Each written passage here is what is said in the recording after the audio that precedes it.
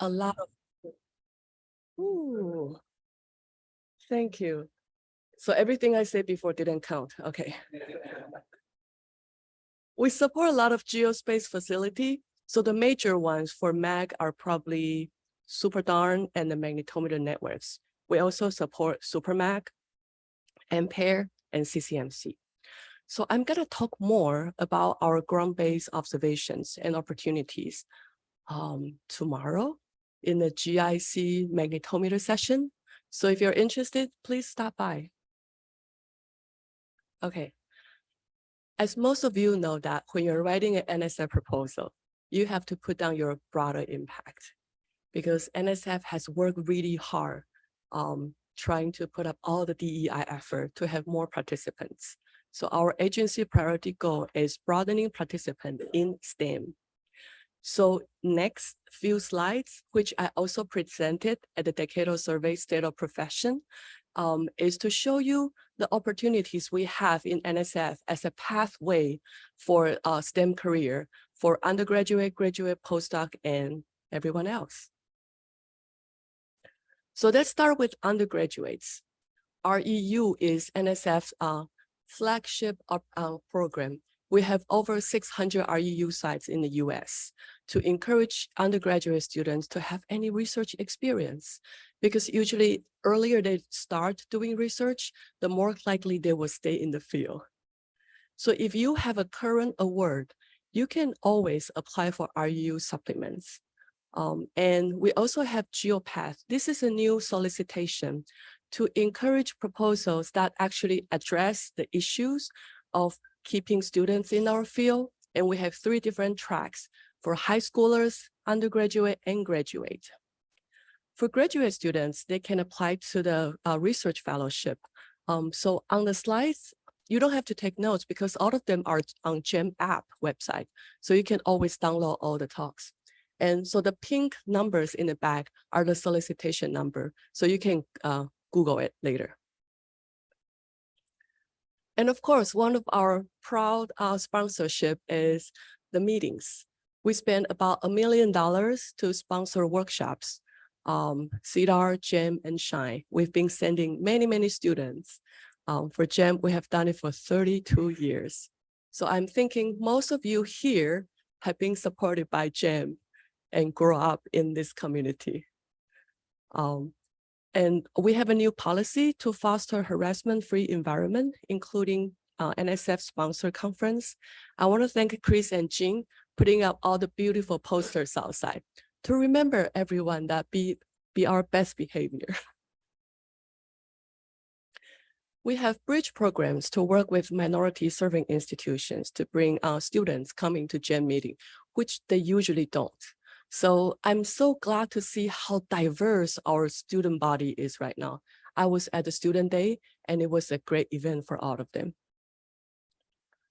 Our students are amazing. They organize their own activities. The student day was with tutorial talks given by students.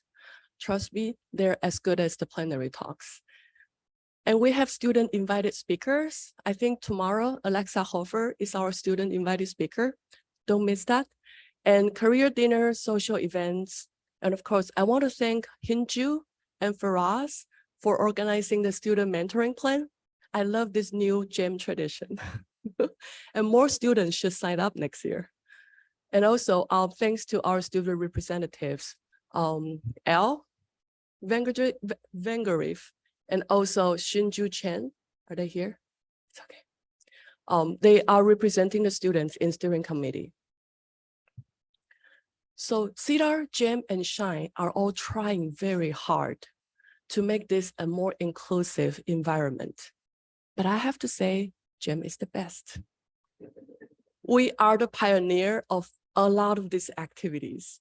You make me really proud when I give internal reports. Thank you. We try to diversify our plenary speakers, focus group leaders, steering committee members, and family care grants. Have you noticed we have a lot of kids in this meeting? And also bystander intervention training. We can never get enough of this training. We can always use more. And plenary DEI talks. Every year we have sociology, mental health, unconscious bias, And this time, we are so proud the steering committee has invited Eddie Gonzales, if I didn't say that right, to talk about how do we do it right in workspace. So it's right after the agency talk, so don't leave. And we also have Sam Bingham Community Care Initiative. Another event is this Wednesday afternoon. We are gonna have a great speaker to talk about inclusive meetings. And don't forget about Queer Beer Night. Thursday night after poster at where we have breakfast, right, Chris? Okay, there will be lots of beer and fun. So when you register, we ask a question since 2020. Do you consider yourself as underrepresented group in STEM? And the number has grown from 14% to 35%. We must have done something right to keep the community so diverse. Next, postdocs. If any of you who are graduating soon, let's say within a year, or any of you that are within 2 years of PhD, you should definitely consider AGS PRF. This is a great opportunity that you can choose any university in the US you want to go. It will be a good one to solve two-body issue, just saying. And the most popular solicitation we have ever had, the faculty development in geospace science, yes, FDSS. So we're having a new call for FDSS. This solicitation can create new faculty position in our field, and the awards are up to 1.5 million, include salary, benefit, and training for faculty hire. And combining the 3 competitions we had before, we have created 17 faculty lines in geospace, which is wonderful, right? We don't have that many positions. So any institution who doesn't have FDSS award yet, you can all apply. We also have a special track for minority serving institutions and emerging research institutions. We hope to spark some interdisciplinary science in space weather, machine learning, AI, and instrumentation. And of course, we want to pick the best candidates, but we also encourage to recruit underrepresented group in STEM. So the target date for this year is September 2023. And so go back to your institution, talk to your department chair, to your dean, think about having a new new faculty member in space science. And if you miss this one, the next one will be in 2025. And Career Award. It's the NSF-wide most prestigious award to support early career faculties. Hopefully they can build lifetime leadership by integrating research and education. So in the past year, in geospace section, we have put in $20 million to support 29 assistant professors. Lisa did a statistics. Most of them got their tenure. And these are the list of MEC career awardees. And they're still all doing great in our community. So the new career winner for 2023 from geospace are Sukaina Filani Burahimi from Utah State. She's a solar person. And we have Jim Schroeder from Wheaton College. He's a Mac person. So he planned to have experiments to test particle acceleration by Whistler mode waves.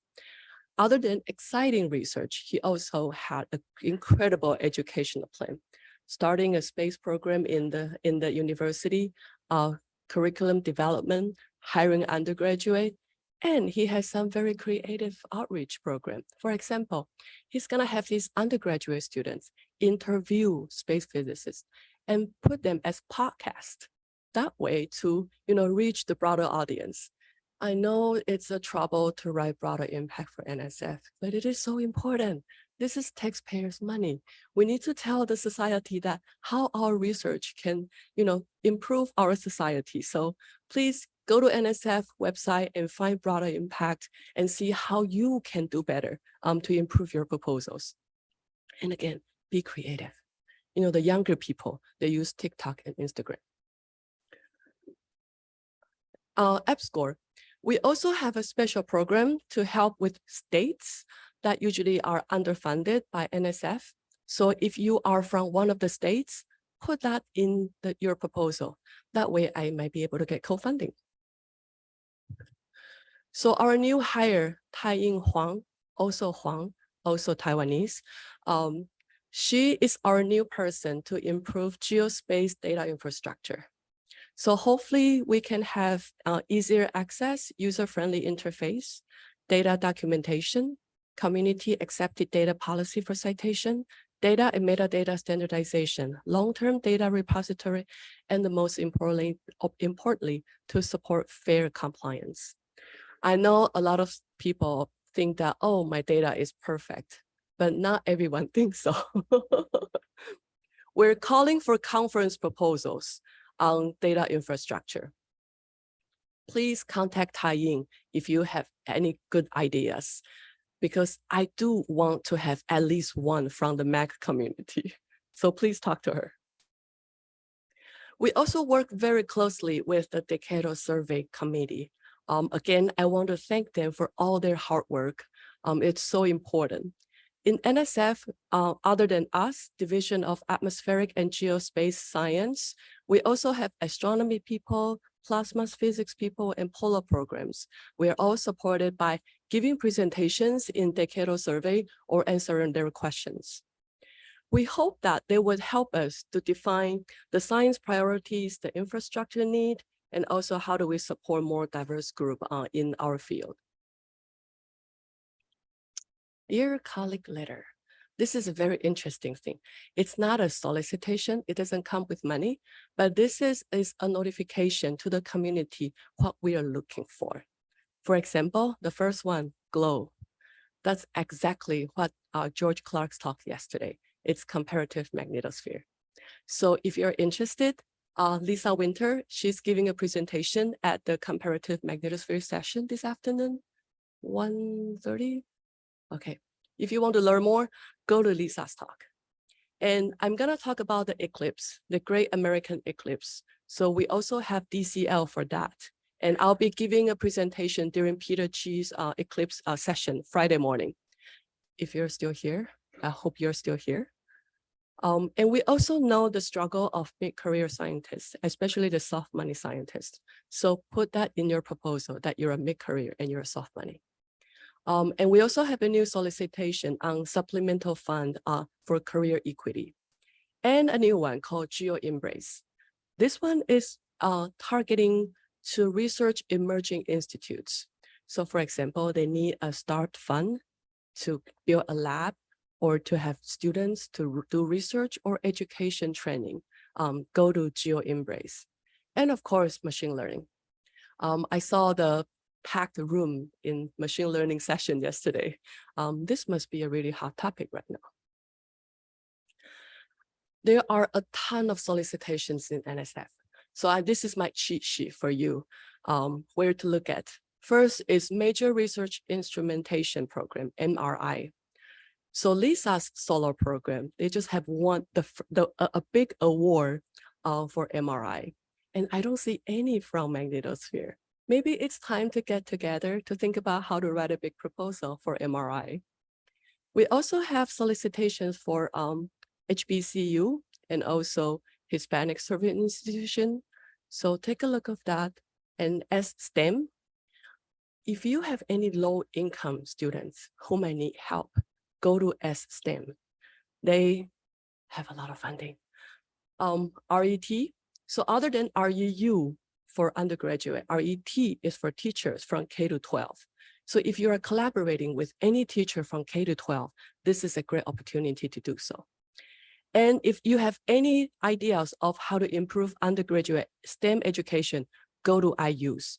Both of these are from the Education Directorate. And they are looking for proposals from Geo. Finally, TIP, it's our new directorate called Technology, Innovation, and Partnership to support user-inspired research and the translation of research results to the market and the society. Doesn't that sound like space weather? If any of the GIC people working with power grid companies, you know, they're brand new, they're looking for proposals, okay, go. So happy Pride Month. I'm so glad to see the diversity of this group here. And if you don't have enough emails, sign up for the AGS email list. You'll get weekly updates. Acknowledgement. If you're funded by NSF, including 99% of the students here, don't forget to put on an NSF logo. If you don't know how to find it, I can help you. And we also have been having virtual office hours from the geospace section and also for the non-R1 working group. This is a great way to talk to the program officers.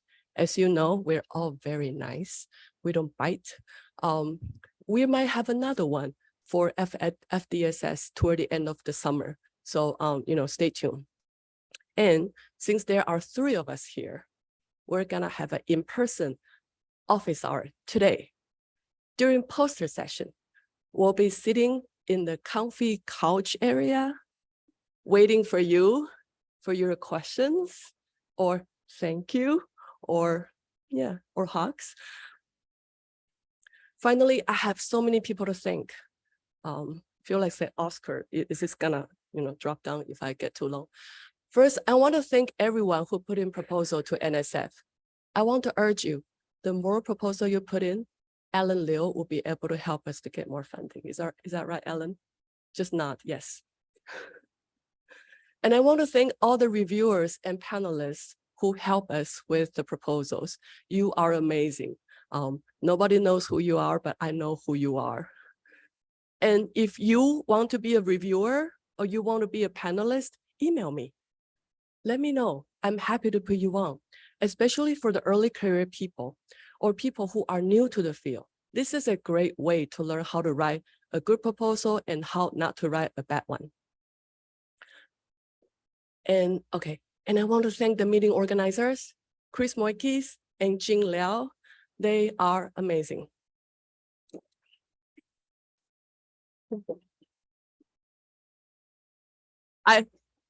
I have been there. It's a thankless job, but thank you. And we also have Unbei too. Is Unbei here? She's our meeting planner. And I also want to thank Adam, Christine, and the whole steering committee members. They have so many meetings, you have no idea. They're doing wonderful things to our community. And I hope more people will join them because you're making an influence, and that's great. Finally, Christine talked to the students Sunday and told the student that this is her favorite meeting. And I want to say, me too. And I hope you feel the same. Thank you very much.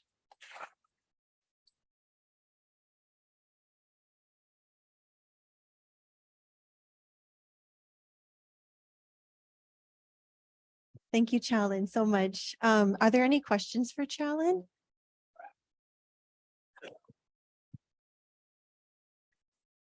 Chia-Lin, you have previously mentioned some of these additional programs that NSF could be applied for after you win a proposal, like the research opportunities for teacher one. Is it applicable for all the other items you have shown on that slide as well? Yes, we talk about this. Yes. So if you have any question, if you don't know which program to submit to, there is an NSF website called NSF Suitability that you can put in the keywords and they would direct you to the places. And if you're still not sure, email me. I can help you to send it to the right place or the right people. Yes. Thank you for the nice talk. I do have a question. State of profession, right? We do need a survey of our community and how many people are in our field, how many diverse, peoples are here, and how many years normally takes to get a PhD and how they evolve throughout the careers. I think that this kind of survey, it cannot be done by just one person or a couple of people. But we do need this kind of information. And when I was faculty, I occasionally receive an email from NSF funded researcher and then telling to fill out those information. And I hope that we could do that through some NSF funding so that we could have a more professional come to our community and do the survey so we understand where we are and how we have to move forward, and hope such program exists. The answer is yes. Oh, great. And then, so that means how should we ask the professional to apply for it. I mean, Let's talk. okay, thank you.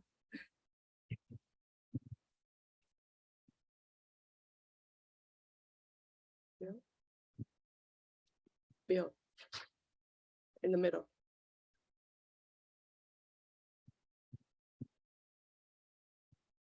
Thank you for a really clear presentation, Chia-Lin. The funding rate for the geospace section within geosciences is really impressive, compared to it.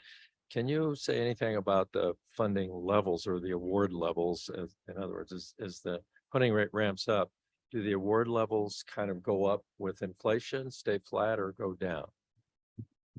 That's a really good question, and I'm not prepared for that. But if you go to NSF website and find awards, you will be able to see what are the funding rates we have been giving out at MAG and also GEM as well.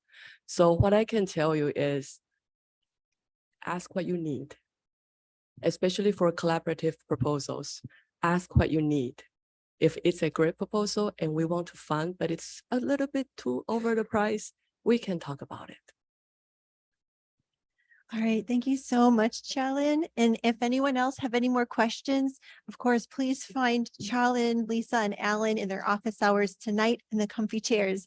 All right, let's thank Chia-Lin one more time.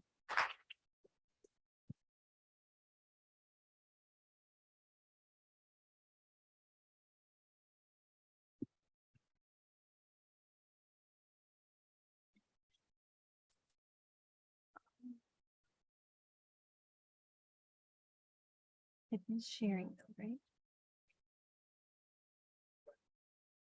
Oh, Reiner has to share. Oh, Yeah, I'm sharing already. Should be up there. Can you hear me? we can hear you, Reiner. Sorry, we're trying to figure out how to show your screen more fully here on site. If you need to hear from your side, that's fine too. I think that's fine. Yeah, yeah. All right. So our next speaker is our liaison to NASA, Reiner Friedel. Please take it away. So I'm sharing from my side. Yes, I think you can go Okay. ahead and share on your side, if that's okay. Yeah. All Can you right, see my screen? Can you see my slides now? we can. All right. Thanks a lot. Okay, great. It's an honor to be at GEM and represent NASA here. I've been involved with the GEM community as a student, as a speaker, as a tutorial speaker, as a GEM steering committee member, as an RA. I've done the whole lot. And now I'm honored to be here and represent NASA and give you an update of all the good stuff going on at NASA headquarters. There's a lot in these slides. They are going to be available to you. Unfortunately, got stuck with weather and couldn't fly out yesterday. I'll be at GEM later today.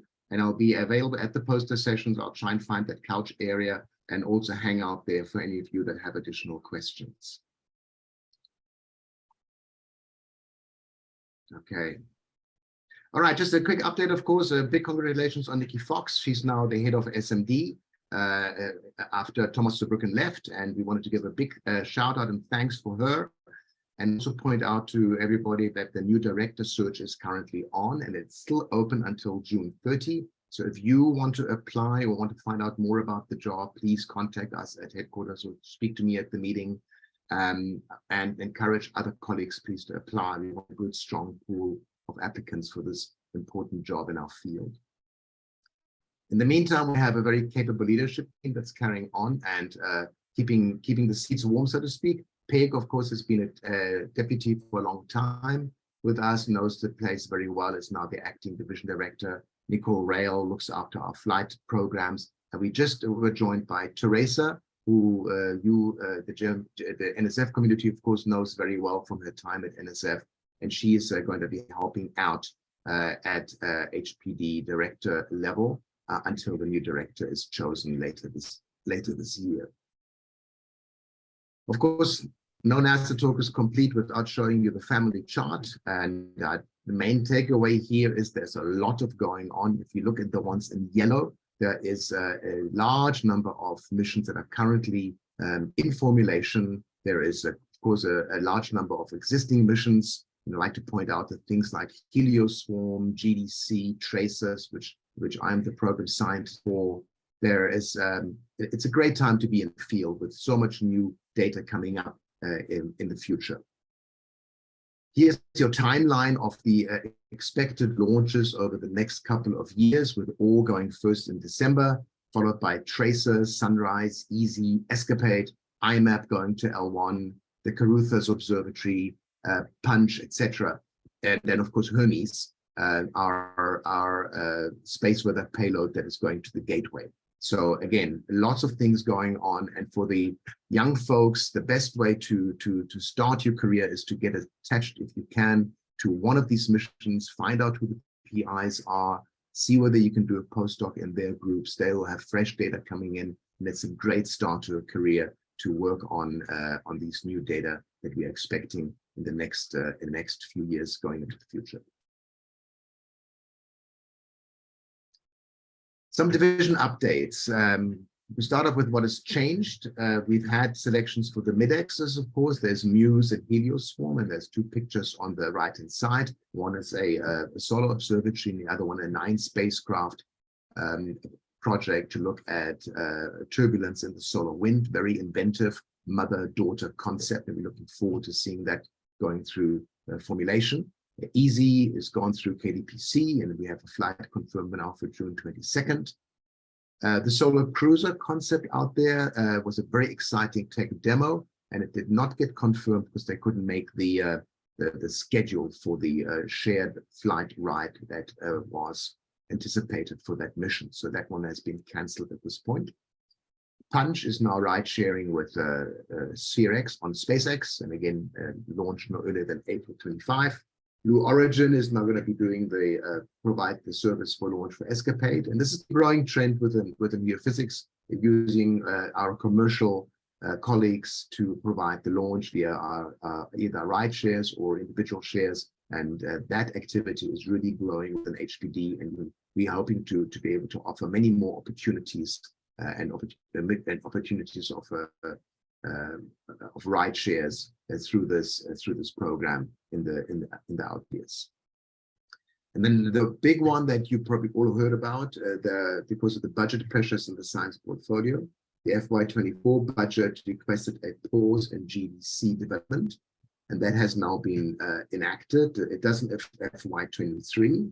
That funding level is not touched, but after that we go into a pause stance until decadal survey recommendations are received, or we receive other directives from Congress in terms of their budget development.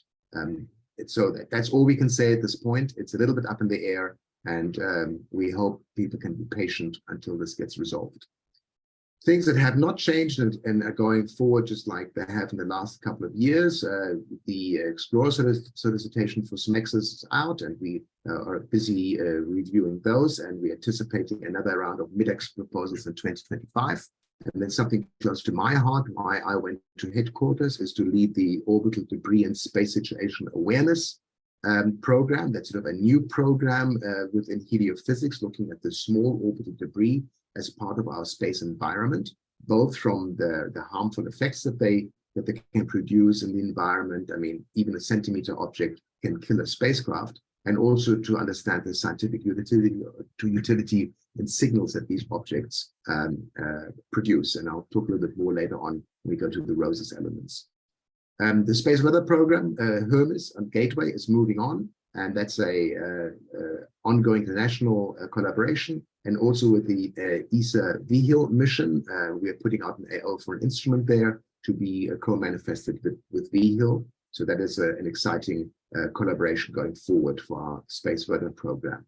And the RNA program has grown significantly since the release of the 2013 Decadal Survey. I think it's almost doubled in scope. So there are many more opportunities there, and you'll see a slide of that later. We also, of course, as you saw from the family chart, lots of missions, 13 in development and 19 operating missions that are carrying on. And the current senior review is just wrapping up, and those recommendations should be out shortly. GDC, just to tell you briefly, most people of you know about this, an exciting mission, the last one from the 2013 Decadal. And it's sort of a tandem mission with Dynamic to look at the upper atmosphere above 300 kilometers and Dynamic looking below 300 kilometers to really complement each other, and GTC with its multi-spacecraft coverage, also having a very important space weather aspect to it. We are hoping to fly space weather payloads on there as well. And of course, the prime science mission data directly addresses the energy input into the Earth's environment, which is, of course, the important space weather driver for orbital drag and other things. Dynamic AO has been released just recently, May 19th, and the pre-proposal conference was also already held on June 6th, and I'm sure many of you were involved with that. Or is the one that's going up next. So here's a nice picture of the instrument sitting on the bench and showing you where it's going to be located on the space station on the right-hand side on the ELC module. And that has gone through its critical space environment test. It all passed the pre-ship review. We are ready to go. There's some web links there for you to look at this in some more detail. And we're looking forward to a successful deployment here in December of this year. The EASY mission, 6 CubeSats that are looking at the electrojets. Some nice pictures on the right-hand side, looking at the Aurora as well. That is moving along very nicely. We had our critical design review done. It's the one that's going with Blue Canyon, and it's got a nice education outreach program that is doing hands-on kids for school involvement. A very nice outreach program for this project. And again, there's your website for you to look at this in some more detail. And these are early missions. If you're busy graduating right now, get a postdoc if you can with the team that is involved in these missions. You can find the team members on the NASA websites and see whether you can target that for the next steps in your career. IMAP, the Interstellar Mapping and Acceleration Probe, that goes to L1. It sort of has 2 parts to the mission. It does the energetic neutral atom imaging of the heliopause. It's sort of a follow-on from the IBEX mission with much more detailed and capable instruments to image the heliopause from a vantage point of L1. If you remember, IBEX was a low Earth orbiting instrument, and this is a much better observation point for this. And together with that, we have some space weather type instruments looking at the solar wind that are being provided, I think, from my old institution, Los Alamos, looking at the electron solar wind on there as well.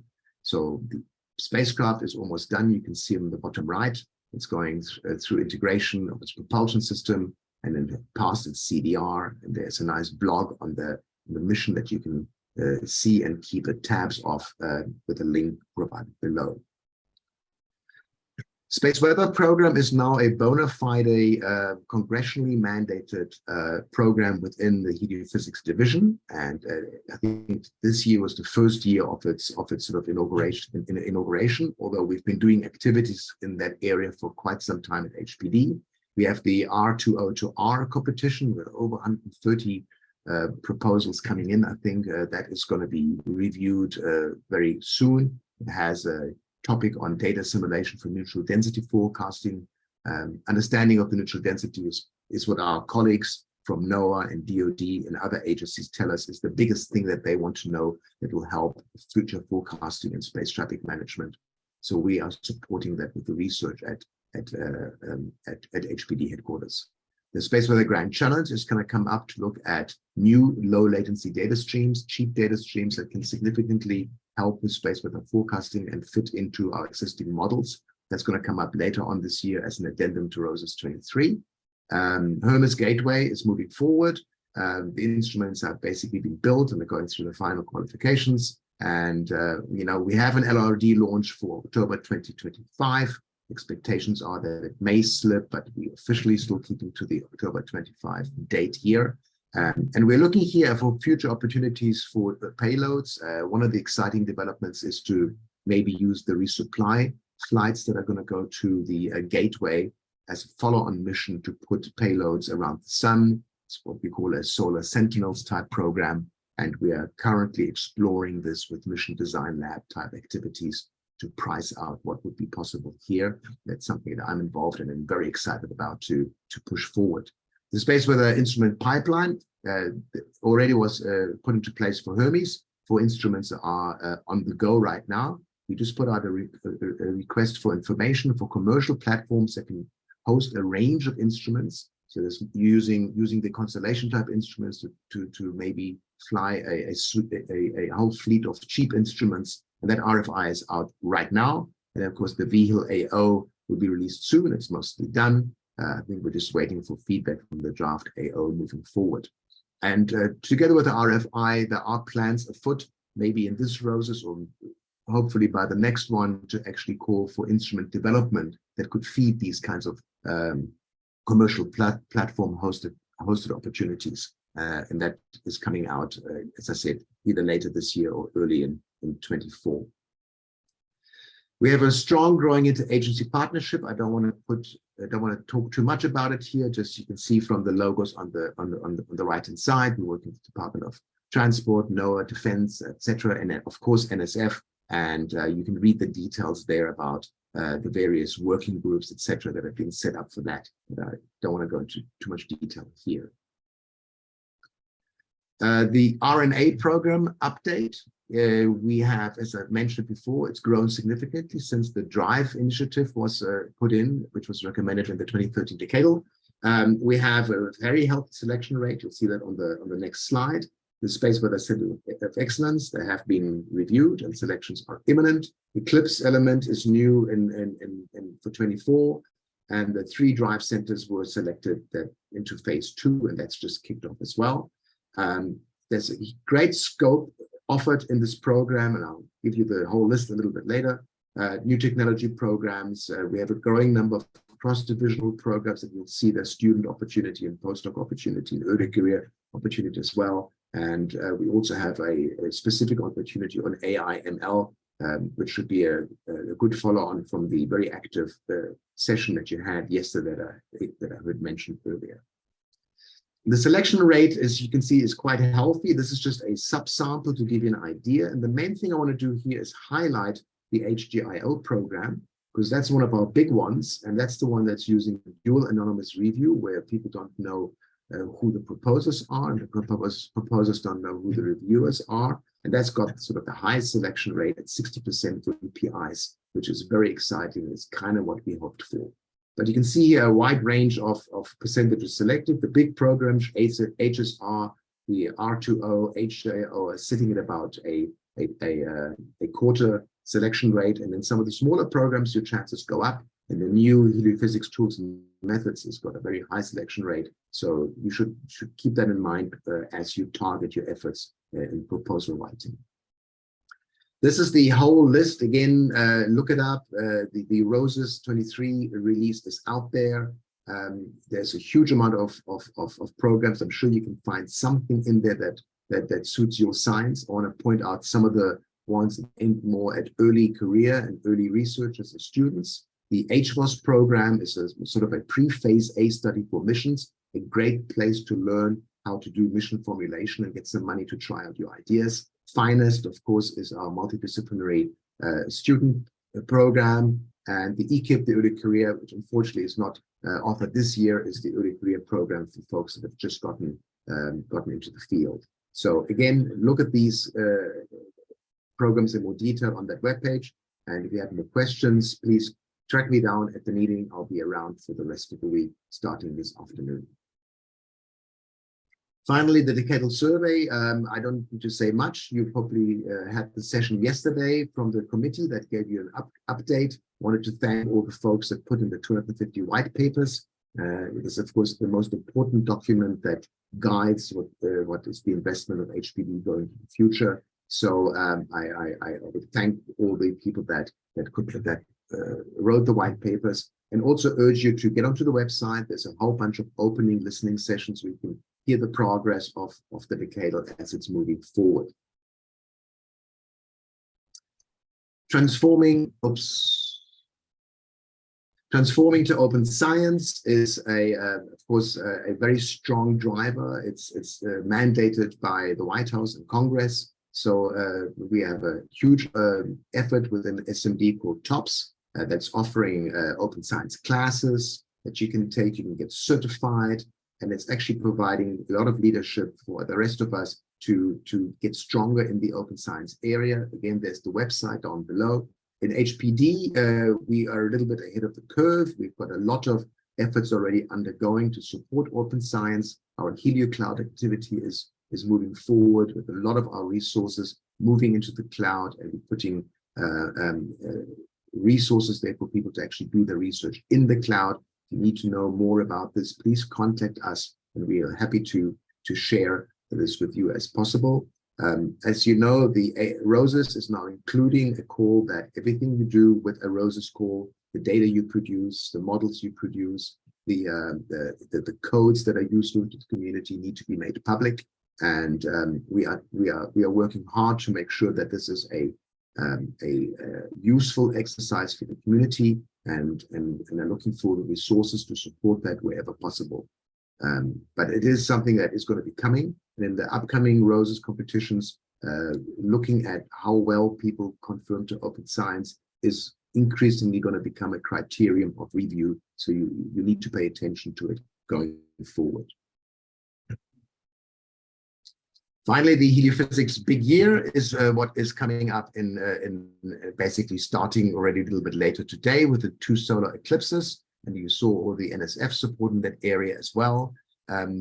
We want to really provide a lot of support for that out of the HPD. Parker Solar Pros will have its closest approach in the sort of same time frame. So if you get a chance, go and look at where the eclipse is going to be, and make sure you get to see it. I hear that virtually all the hotels and underneath the path are already booked out, so you're going to be camped out in the field if you want to go and see it. I'm very lucky being in Albuquerque, New Mexico. I sit right over one of the paths, and I don't have to go anywhere. I can do it from my backyard. Finally, some starting updates just to finish off. We had a bunch of new people. Janine Fisher joined the Space Weather Program. Kelly Korek is in the solar area. Janet Kozira has been driving a lot of our AI, ML. And I'm, of course, also a new hire at Helio, and I just started here in May. There's a bunch of websites. Go get involved, look them up, come and talk to me. Happy to chat more about this. And as per usual, I have to echo Nikki Fox. It's a great time to be a heliophysicist, and thank you for your attention.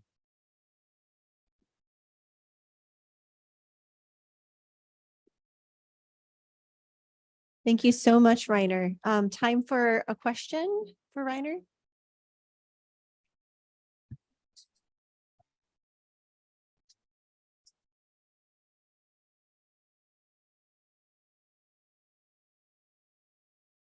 Okay, well, thank you again, Reiner, so much for the talk. And of course, the slides should be available in the GEM app if you weren't able to catch anything that you wanted to go check out from his exciting slides.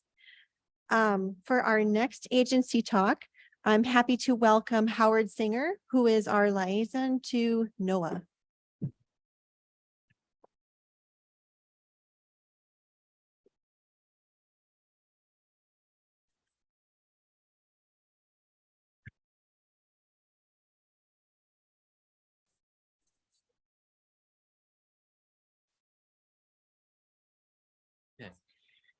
Actually, I had a question for Reiner. Do you have a room available for the eclipse?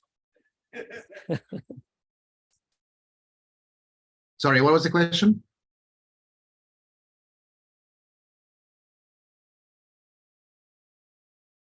I can't hear you, Howard.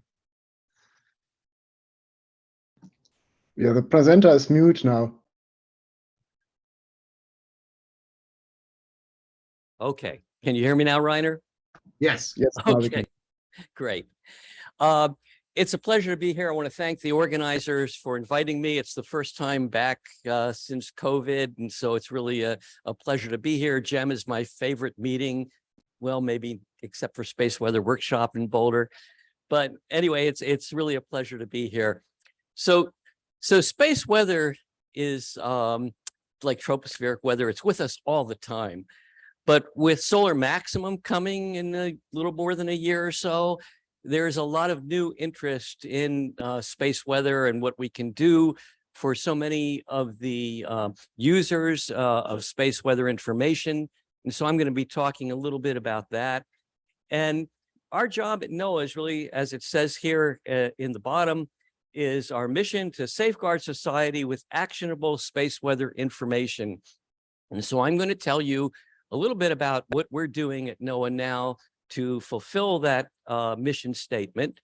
And I also want to tell you that so much of what you do and what all of our partners do at the other agencies, in commercial sector, in international sector, all of this really contributes to our ability to serve the nation.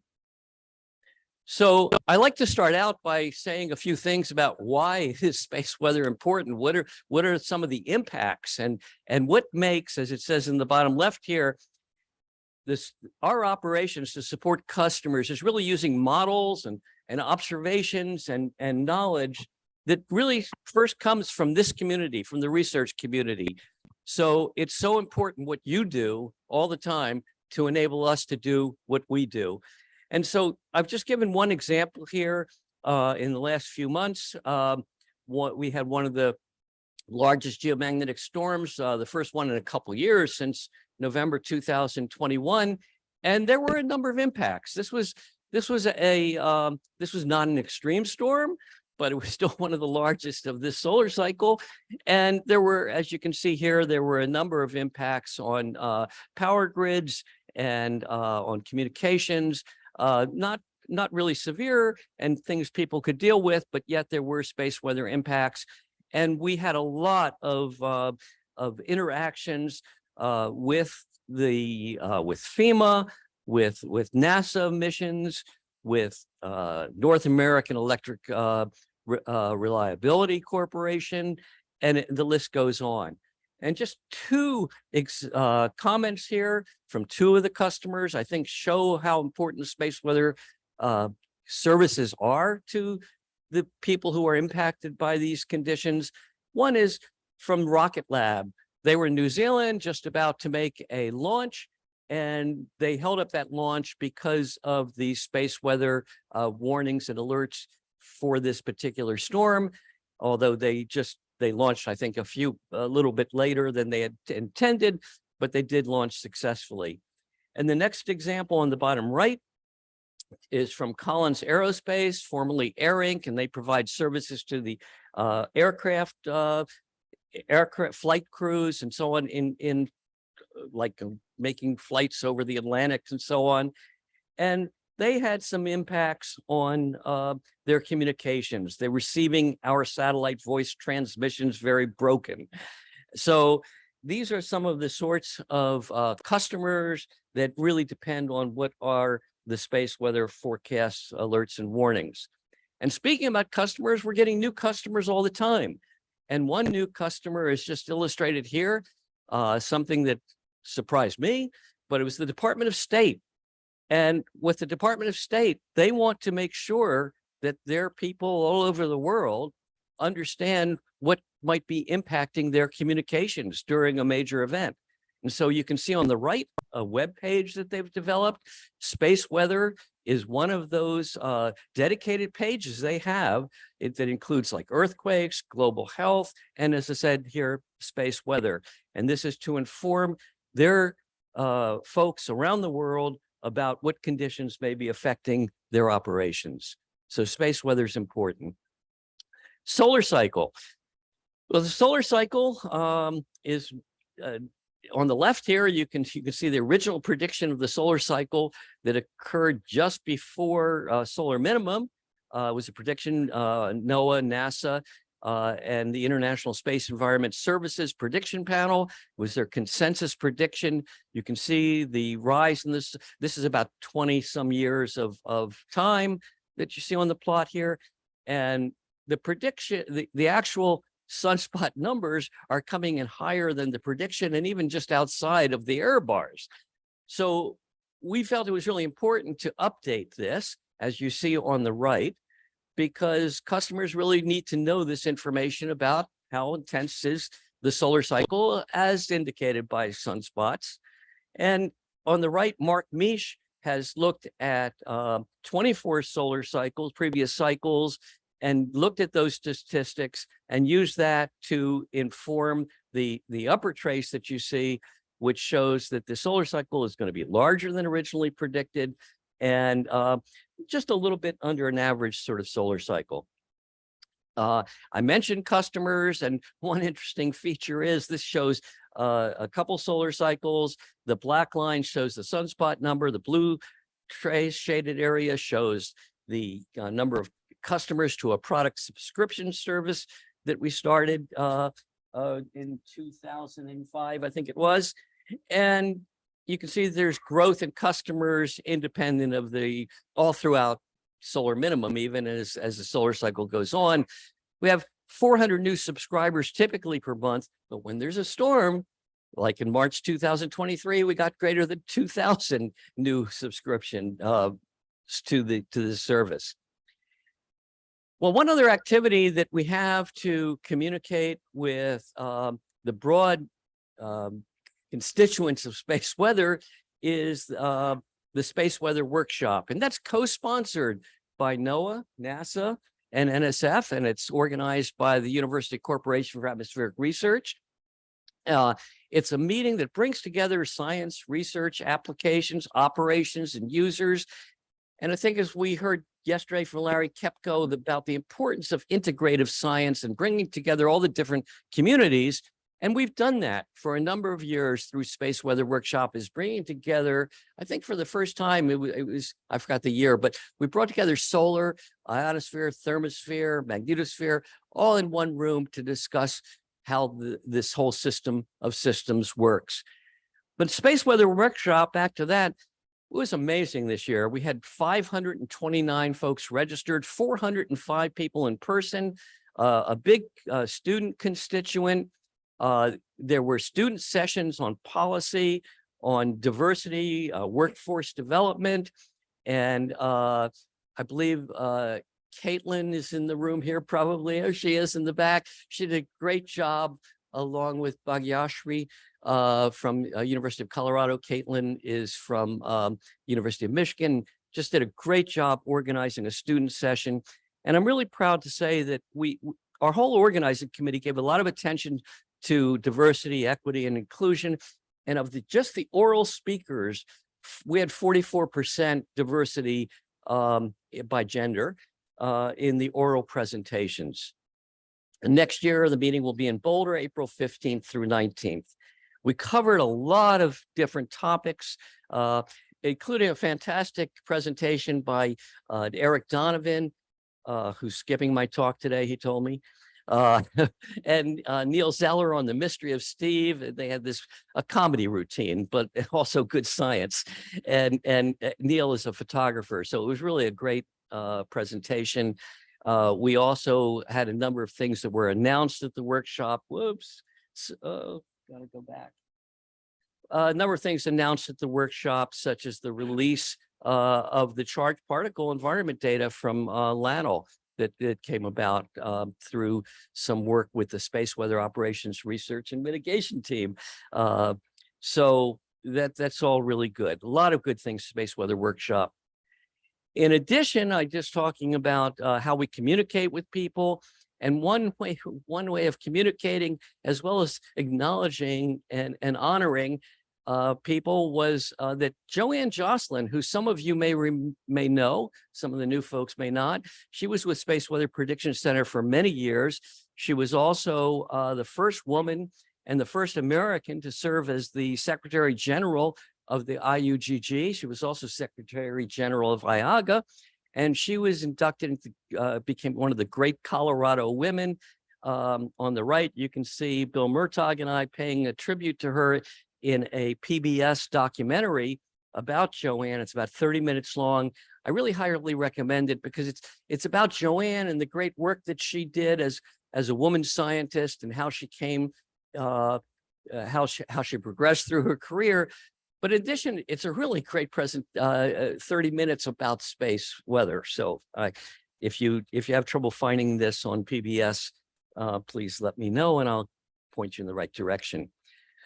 Well, we also work, besides Space Weather Prediction Center, we work with our colleagues at the NOAA Center for Environmental Information, NCEI in Boulder.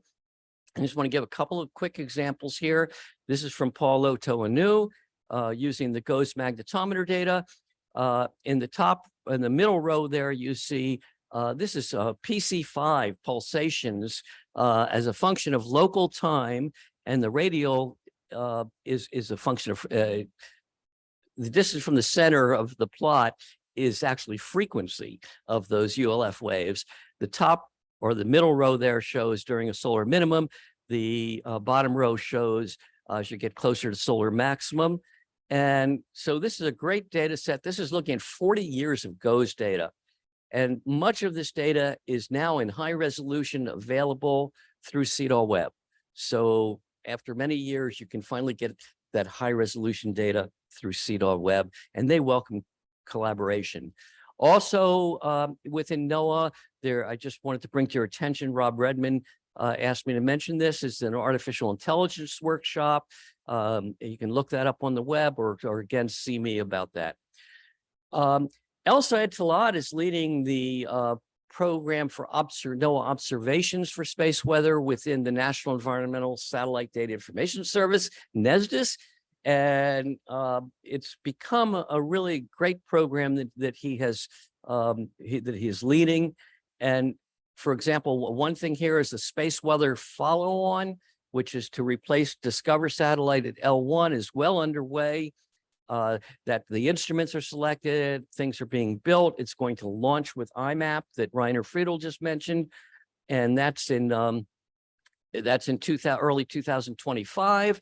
In addition, IMAP's going to have not IMAP, but the Space Weather Follow-On is going to have a compact coronagraph, and there's also going to be one of those on the GOES-U satellite when that gets launched. So that is really moving along well. In addition, they're continuing the geostationary orbit observations, looking at other orbits like L5 and working collaboratively with the European Space Agency on coordinating our L1 and L5 measurements and contributing an instrument to them. There's also looking into LEO space weather observations. And so there's quite an active, more than I think any time in the past that I remember, the space weather observation program is really quite active. Moving to both data as well as models, we're really working hard on bringing things from basic research, like you see at the top of this funnel, all the way down into operations through a number of steps that will take us from basic to research to operations. And there's a report on research on space weather research to operations today, operations to research available at this White House website. And these slides will be available, so you'll be able to get that. Along those lines, and Reiner also mentioned the R2O2R opportunities to the research community to work on problems that are useful to operations. There have been many calls for that since this program was initiated several years ago. And one of the things is that this is a joint effort between NOAA, NASA, and NSF, and to come up with what are the topics that would be useful to get proposals for. And OMB decided that it was best to fund this through NASA, but it is a joint effort. And to explain better to the community what is useful to NOAA, we recently held a town hall with NASA, and that was to express, as you see in this figure, some of the products that we have at NOAA, and to let people know what is important to us, what are our capabilities, what are our constraints, and how you might best tailor your proposal to these opportunities. We've also initiated a test bed at NOAA for bringing research into operations. This is actually building a physical facility for this, and we got funding for that this year in our budget. That's being built. But in the meantime, we had an aviation testbed experiment in last September, and coming up in this August, there's going to be a satellite impacts experiment. And this really brings together forecasters, customers, regulators, researchers, and federal partners all together to attack these sorts of problems with a unified approach and understand each other's perspectives and needs. So this is a really great way forward for how we might be bringing new observations and models and things that can be tailored for use by the forecaster and by the user into our operations. And finally, I just want to mention that Reiner also mentioned some of these space weather committees. This is from a presentation from Ginny Meehan at Space Weather Workshop. And I should mention all of those presentations from Space Weather Workshop are online now through our NOAA SWPC website.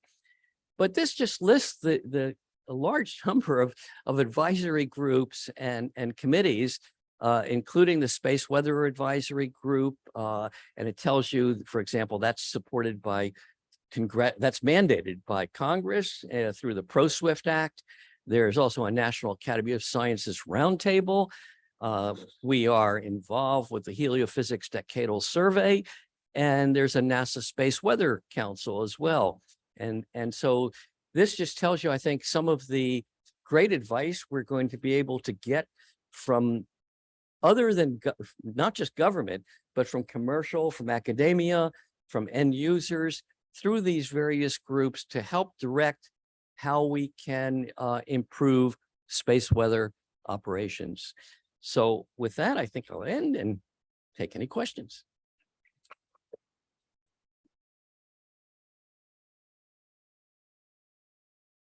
Actually, let me ask the first question. How many of you were at Space Weather Workshop? Could you raise your hands? Okay, so there's a smattering of folks. That's great. And please, everybody else, I hope you look into coming next year. Thanks, Howard.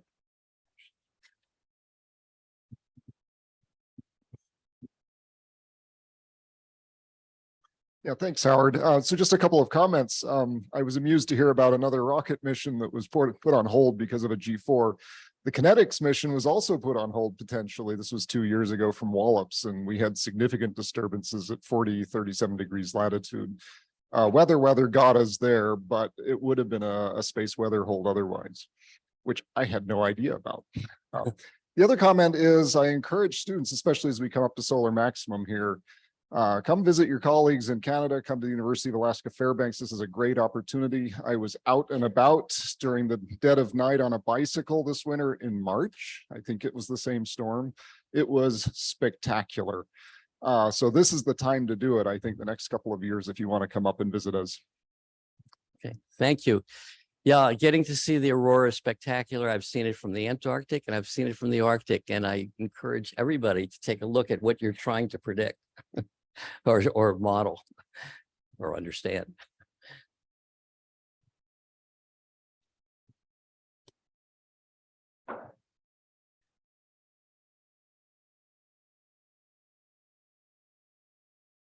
Hi, Howard. I just want to quick point out that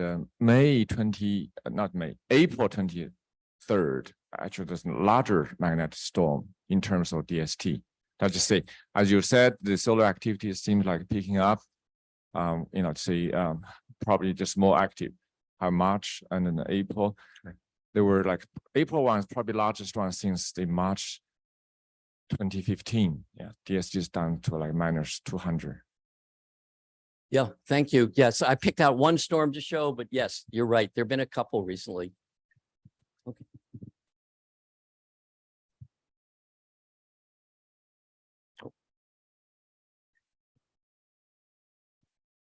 We'll take one more question from Hyunju. Thank you for the nice talk. I do have a question about the prediction of the solar activity for this one. You show that this current solar cycle would be very similar to the last solar cycle, and we know that could you go back to that prediction there? Oops, sorry. I can try. One of the early slides, and I found that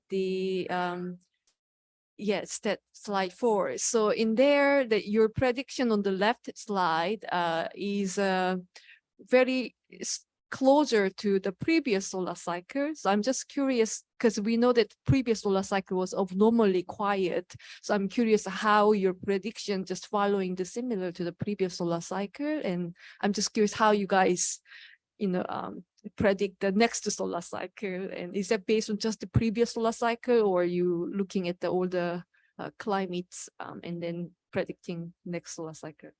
Okay, so if I got it correctly, first of all, this solar cycle is now really predicted to be much higher than the previous solar cycle. Oh, yes. So what about the left-hand slide, leftist figure? And I see the green and red lines over there. I'm sorry, Yeah, that red line, is that a prediction in the that was previous? the old prediction. That Oh, was the old that was the prediction. original Okay. prediction. I see. Okay. The new one that takes into account Uh-huh. 24 different solar cycles and knowing where you are today, and then using that information to predict the maximum is what was being done by Mark Misch. So the red line was original prediction, and then you later updating it. Right now, Yeah, we're updating it with this blue line here. Okay, I'm just curious why you selected to be very low. Why the red line appeared at the beginning? So this red line was the prediction before we had any indication of what was going on with the solar cycle. So like with anything, if you've got new information, you might as well use it to give the best prediction you can. And so we're not going to it's useful to have had that original prediction before the solar cycle began. And we'll learn from that. Why was this panel that was convened? Why were they wrong? It'd be good to understand that. And they used a whole variety of methods, which I can't go into right here. Yeah, because as a scientist, I wanted to see a really large prediction, and then now that was 100 was a little boring, and now we're having more. So I was just curious to whether the division-wise or the NOAA-wise, you have tried to be more conservative of this solar cycle, and that's why the red curve appeared at the beginning. It wasn't trying to be conservative. It was a panel, an international panel convened by NASA and NOAA. And they used a whole variety of techniques, including, you look at the polar fields and you see what's going to of the sun, and you see what it has information for the next cycle. That it was a whole variety of techniques. Thank you. Okay. Thank you. All Thank right, you. let's thank Howard one more time. Thank you, Howard. And now it's my pleasure to invite Shawn Young, who just became the liaison to AFRL recently. So we're thankful that he was willing to step up and come give us the report from AFRL. Sorry.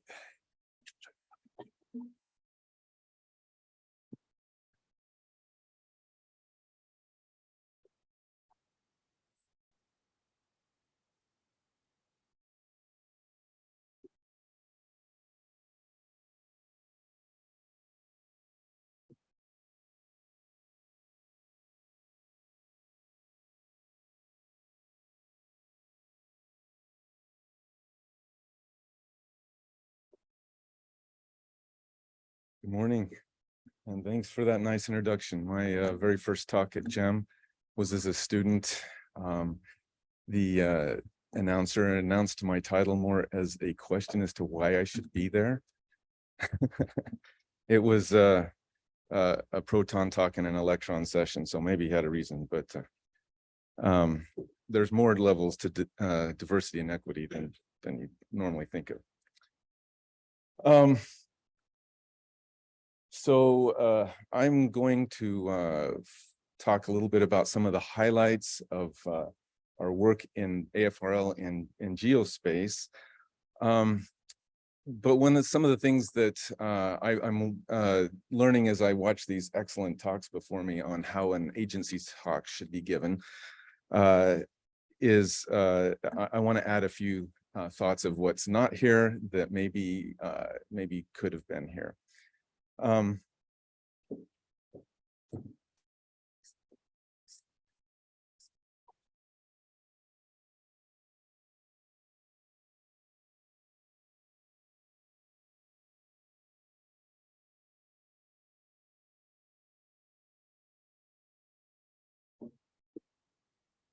Okay, can everyone see the slides now?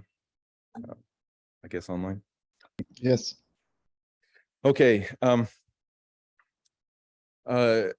So one of the things I'm not going to talk about are SBIR and STTR, Small Business Innovative Research and Small Business Tech Transfer Research opportunities for people to work with us. I'm going to focus on our in-house research, but these are two important opportunities for people who want to be involved and maybe take their research to the next level. One focuses primarily on small businesses, but the other includes academics. It allows you to help take your, as I said, your research to the next level and make it operational. I'm also, we're growing at AFRL. We've got some new people coming on, and expect to have more new people coming in. It's changing our character and our flavor. So I first of all encourage those of you who are maybe in the market for a job to watch for the announcements for those. But part of that growth and change is we're including more work in the AIML regime. So those of you who are interested in that, you won't see anything here, but that is something that we are including in our research. Okay.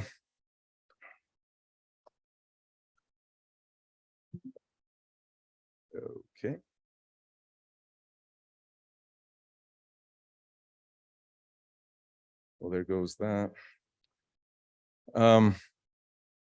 Want to start off with some sort of an overview of to get a perspective as to how we see space in the DoD and what we see as our mission, and then work down from that to what we're actually doing in the space environment section. So this is a picture of space. If you look at the bottom, you'll see back in 1969 when we first landed on the moon, we had about 1,500 objects in space. We were in lunar, Keplerian, geo. I didn't make this slide. I don't know why they don't have Leo on here, but and MEO orbits. There was only about 7 nations involved in space. Today we've got tens of thousands of objects. We're in somewhat fewer orbits, although we expect to be back involved well, we are in cislunar and lunar orbits again. There are at least 90 nations involved, and we've got a significant commercial interest. We expect that to keep growing. We expect there to be hundreds of thousands of objects in the 30s. We'll have gone from man-controlled to autonomously controlled satellites, cislunar, non-Keplerian orbits, as I'll talk about in the next slide a little bit more about that. We expect the number of nations to grow significantly, commercial significantly, and even non-state actors. So this becomes something with, as you see, we've also got anti-satellite weapons, tests, we've got collisions, we're getting crowded. It's important for the DoD to start expanding its view other than just the previous LEO, MEO, and GEO orbits. So we're looking all the way from very low Earth orbit, where the density is such that it's previously only been used to deorbit satellites because of the need for constant thrust. Those are becoming useful orbits all the way again out to the XGEO or cislunar orbits. The volume of space that we're concerned about and the need for understanding the space weather has increased significantly. AFRL supports both the Air Force and the Space Force. There are certain sections, including the Space Vehicles Directorate, which you see here. This is the biggest chunk of the space of AFRL that belongs to the Space Force. But there are other sections. Within the Space Vehicles Directorate, we have several mission areas. including position, navigation, timing, intelligence, surveillance, reconnaissance, pervasive technology, satellite communications, space control, nuclear deterrent operations. And of course, I wouldn't be here if we didn't have the space environment. Some of the main thrusts that we have in this group are rapid space environment assessment. Rapid is very important to us. We need to learn how to do that better, particularly because military actions could be based on poor space environment assessments. Ionospheric monitoring and specification, asymmetric environment exploitation, and counter high altitude nuclear events. This final one is something that I talked a little bit last time. We don't have anything new on that this time, so I won't, but it's not something that we're finished with.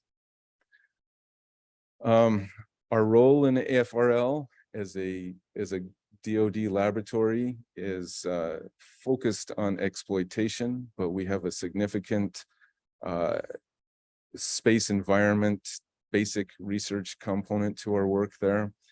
And of course, we do also focus on what are the DoD needs. All right, so now to the more interesting stuff. The DSX mission was completed back in May 2021, but we are still working to understand and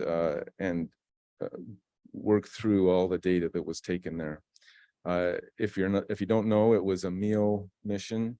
You can see it illustrated on the top right there. It had a 42-degree inclination, 5.3 hours period. The primary experiment was wave particle interactions. Again, for our interest in high altitude nuclear events. But it was supported by a space weather experiment, which was intended to map this environment in a region that's not previously been mapped quite as well. And also space experiment effects experiment advances to advance our understanding of the on-orbit degradation of satellite equipment and instruments. What's new, we've completed or have 5 papers in a special issue in JGR. We are going to be releasing some of the data starting next year. Here's a survey of some of the data. On the left, you see a survey mode of our broadband receiver. This was the broadband receiver was a passive experiment, but it had a lot of interesting findings. There was also the TNT experiment, the transmit, narrowband and tuning experiment, and the VMAG experiment, all with magnetometer and wave data. A catalog of the active experiments of over 1,300 high power VLF transmissions to understand how much power we can actually inject, what happens, what are the physics, does a plasma shield eliminate a lot of that? All those kinds of questions were done. Those have been published, and there's a VLF event supplement in one of our JGR papers that has been published. The DSX also had a lot of particle data. So we have instruments that are measuring down into the tens of EV, all the way up for protons into the hundreds of MEV. And you can see that electrons were into the tens of MeV. Ions were measured on the LISA experiment and only made it to the tens of keV. But you can see some of the data, survey of the data from one of our instruments for the half of MEV and the 1.5 MEV on the right. Irene is another big project that we're involved in. This is focused on helping to plan better space experiments, better satellites in general. It specifies the natural trapped radiation environment for satellite design and mission planning. It improves on legacy models in that it uses a lot of data, and we intend to add more data and more capability to it. The last version of this was released in just after GEM last year. And it included the same flux maps. It had faster dose calculations. I'm going to talk more about the version 2 in the next slide, so I won't say much there. But one thing that I would encourage you to do, if you want to use this, you can download it at the website indicated here. But also on that, there's a lot of documentation and news that are available, including over the last year, there's been 3 different what we're calling industry days meetings, where we meet with industry, discuss the future of it, and maybe importantly, give tutorials on how to use it properly. These are all included in the on this website. Okay, so version 2.0 is adding to the current AP9, AE9 protons and electrons plasma or SPM plasma model. It's going to have solar protons, and it's going to have a solar sample solar cycle. There's also going to be a great deal of new data added to it, including the final Van Allen probes data, DSX, Arasi, Pamela, protons, ProboV, and as you can see, quite a few new data sets that will add to the accuracy and particularly focus on areas that haven't been included as well in the past. We do need help. So if you're interested in being involved in this, please get in contact. There needs to be a sample solar cycle where we capture the dynamics of a realistic 11-year solar cycle. So we need some data simulative work done, simulations addressing a subset that still can still inform correlation between models and templates, improving the existing modules, a solar cycle variation of the LEO protons, and improvements to LEO electrons gradients. I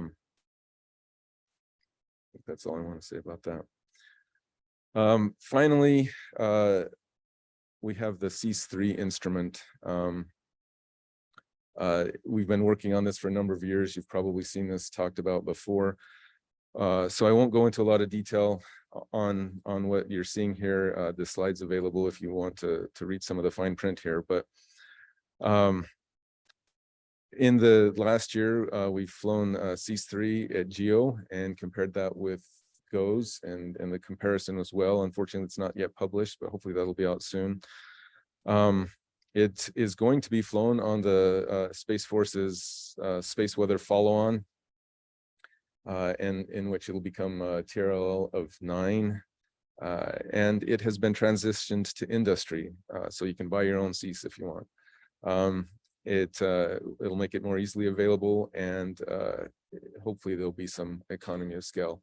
This isn't our final iteration. We're currently working through SBIRs to improve on this and get even smaller, more capable instrument.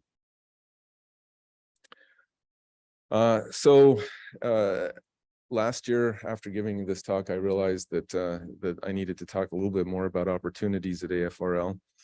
And so I'm including this that shows some of the opportunities for students as well as researchers to get involved in other ways than just SBIRs and that I've talked about.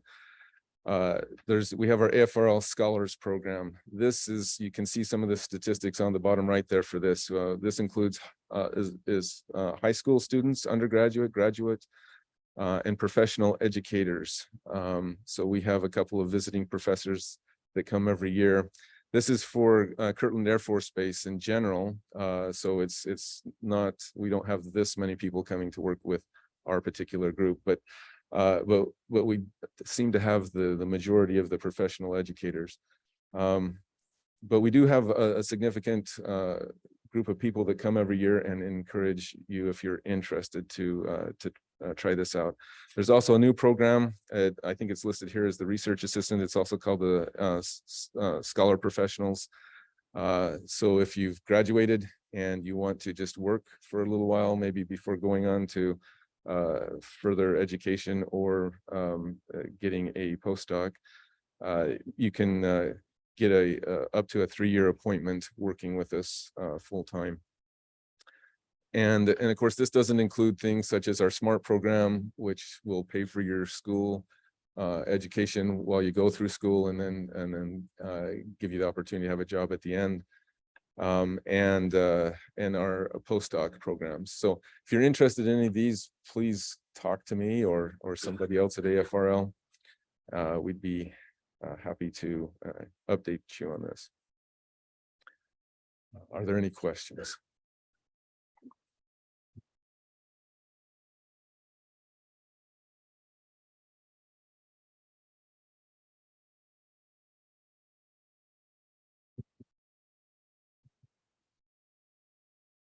Good to see you, Shawn. So two things in which the GEM community may have some input is in the phenomena that leads to scintillations in the ionosphere and also satellite drag. Where is that being handled? I didn't see any of that in the things that you were talking about. Okay, so the ionospheric part, maybe I should have added some of that, but I didn't. We have a big ionospheric effort going on. We're also bringing in some new people who have some expertise in that area, both in the ionosphere, magnetosphere coupling, that will be working with us soon. And as far as satellite drag, yes, again, we're actually bringing in some new people to work with that. That's not there yet, but that is coming. So. Great, thanks.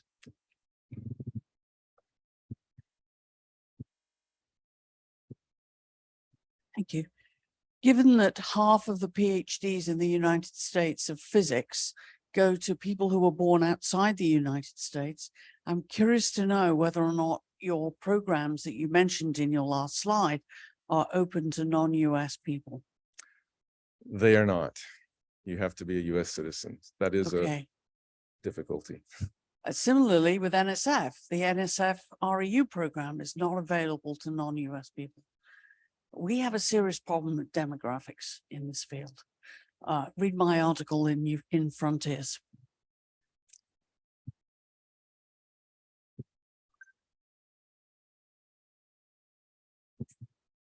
So for our REU supplements, we pay for foreign students. Our REU supplements, we do pay for foreign students.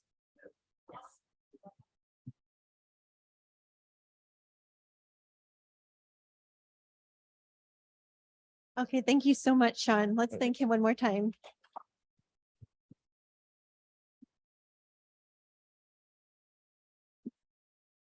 All right, you heard several of us share that GEM is our favorite meeting of the year. And one of those reasons is due to you guys, to this wonderful population, this community that have grown friendships and collaborations. And one thing I've been really excited about is how you all have been so supportive of our SBCCI and DEI initiatives, which Adam pointed out yesterday have now become a permanent place in our GEM program.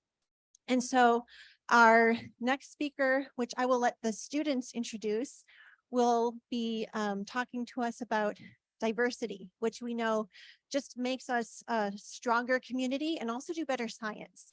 So I forgot to mention at the announcement time that we did extend the plenary by 15 minutes today so that we would have time to hear all of the agency speakers and this really important talk. So don't worry, there'll still be plenty of time for coffee and everything afterwards. But with that, students, will you please come introduce yourselves and introduce our speaker?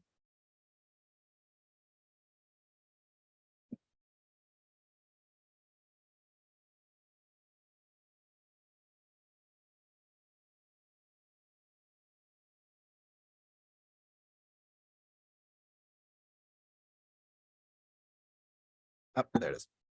All right. Good morning, everyone. My name is Gabriel Costanzo, and I'm a second-year graduate student working with Chia-Lin at Auburn University. Right now, my focus is on modeling ULF waves in the radiation belts. Thank you. And I am Mike Coughlan from the University of New Hampshire, where I work with Amy Kesey. And I have the honor of introducing today's speaker for this session. An avid music lover and sneakerhead, Edward Gonzales has built a life walking the walk from street smart to business savvy. First at one of Los Angeles' prestigious law firms, then to Student Whisperer, at NASA's Jet Propulsion Laboratory, working with interns and underserved, underrepresented populations. Now as NASA Goddard Space Flight Center's Diversity, Equity, Inclusion, and Accessibility lead for helophysics, he brings his unique blend of experience to one of NASA's most prestigious missions. Edward has been honored by many NASA awards and recognitions and has made it his personal mission to ensure the agency's future workforce is more diverse and equitable than when he started his career there 2 decades ago. Having lost his father as a young teen, experienced police profiling and gang violence, he can relate to the struggles that many students face as they embark on their college and career journeys.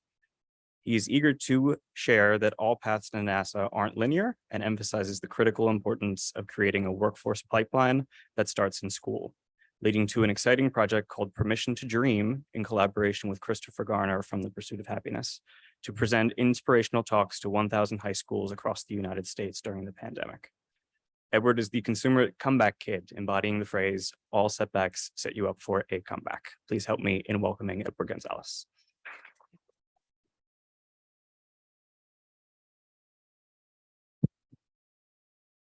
Thank you. I hope you don't mind. I'm not going to talk from the podium. I feel more comfortable talking right here in front of you. I really don't have a presentation today. I have stories to tell. I have a lot to unpack. But I'd like to start by saying Happy Pride Month. And I'd like to thank my pronouns are he, him. And I'd like to thank Chia-Lin, Lisa Winters, Chris, Adam, Alan, and the rest of the steering committee for recognizing the importance. Some of you may have heard about this, and I want to mention this as a contrast. I believe that this conference is being run very smoothly. I'm very pleased to be here, and I'm very pleased to see the signage that's around, that if there is a problem, that you can raise your hand, that you can go to a variety of people, that if you're treated unfairly or if you're being harassed. If you feel the need or the courage, and you don't have to, please raise your hand if you've ever been bullied or harassed from kindergarten to this day. As I mentioned, I have a lot to unpack. In 2019, there was a conference in New Mexico, SAA, and some of you may have heard this story, so I'll be brief about it. But there was a former professor at a university that was accused of sexual harassment. And there was 9 accusers. And they did the investigation and it proved to be correct. This person was allowed to attend that conference. The organizers didn't do their due diligence at the very beginning to weed out this person. Day 2 of the conference, the person was escorted out of the conference, but the damage was already done. Many of the 9 accusers were at that conference and they were looking forward to a pleasant conference. They had to use the buddy system so they wouldn't find themselves by themselves near this person. And it is my understanding that even within this community, not this community in this room necessarily, but within the wide community of what we do, that there are people and that there is a list, a secret list, if you will, of people that you need to be careful and wary of. We have a choice to be respectful and to honor people. I'm about to age myself. When I was 5 years old, my father called me in the house to see this. Apollo 13, not the movie. I couldn't leave my eyes off of the TV set, but back then we only had channel 2, 4, 5, 7, 9, 11, 13. We didn't have the thousands of channels that we have now. And every channel had this news bulletin. At that moment, I knew I wanted to work for NASA. I didn't want to be an astronaut. It scared the hell out of me. But I did want to help people. And at some point in my career, I was actually able to meet Gene Kranz and one of the astronauts, Fred Hayes, to tell them that you're the reason I'm here. This was me. My mother thought, and my father, that we're going to Americanize you. I'm half Native American and I'm half Latinx. They didn't teach us the language and they didn't teach us the culture. They said we were going to have a hard enough time as it was trying to navigate this world.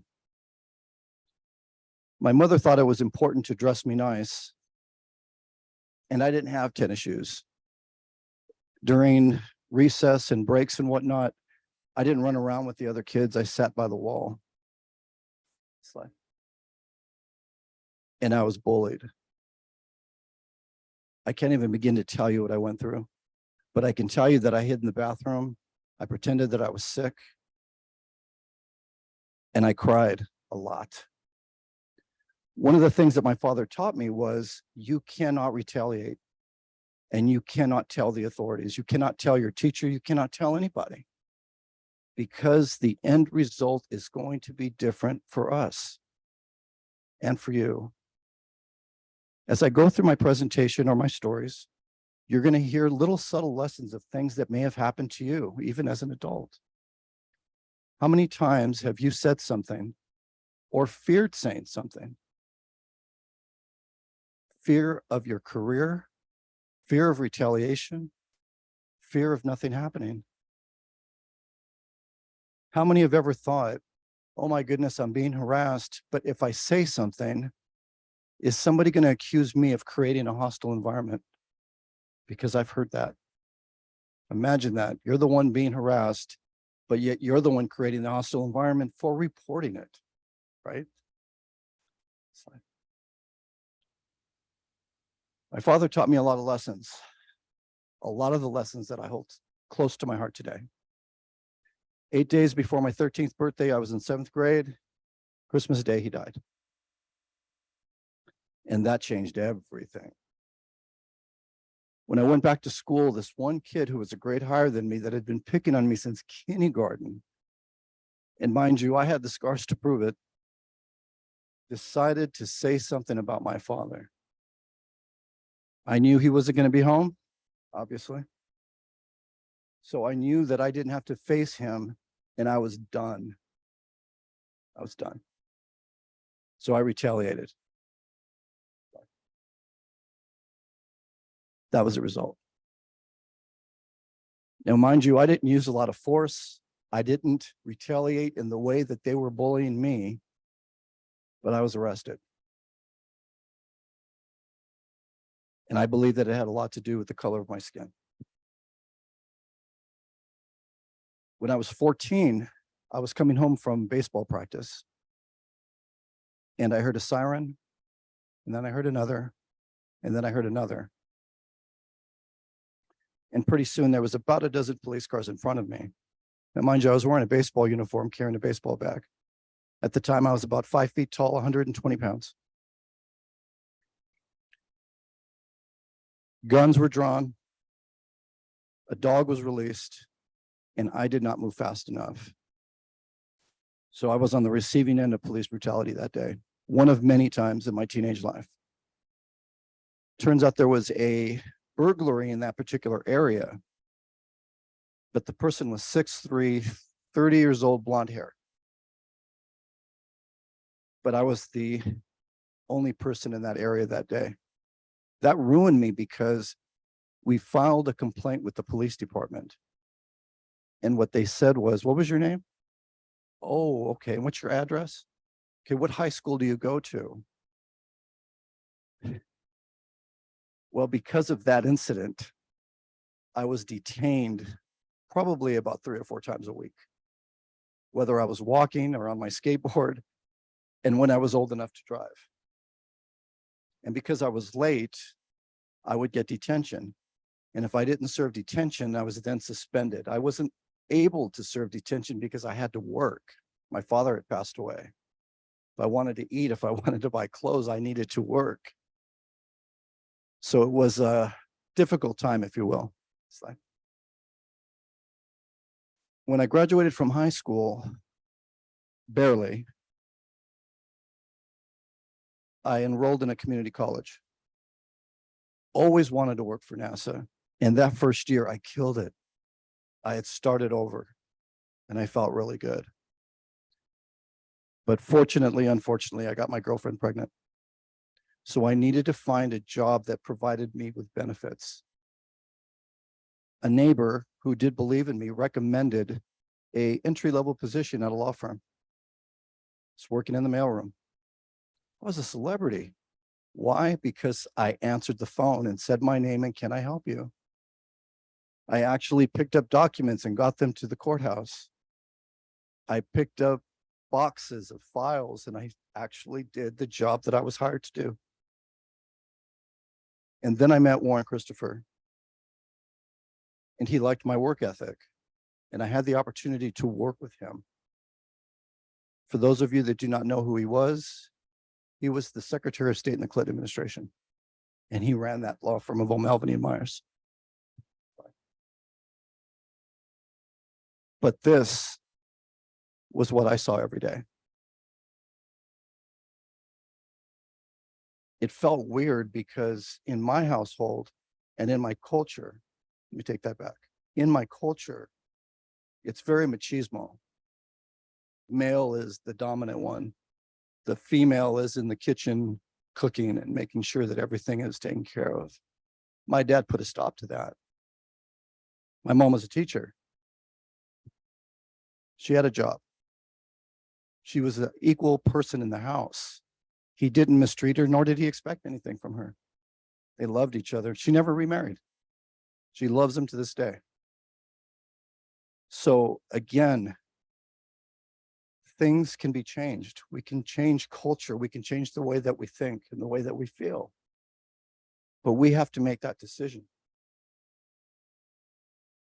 When I was here, I was so excited to be on senior staff and to work for somebody like Warren Christopher. Can you imagine? But he realized too that they were not ready to change. This was the 90s. This was an old boys club.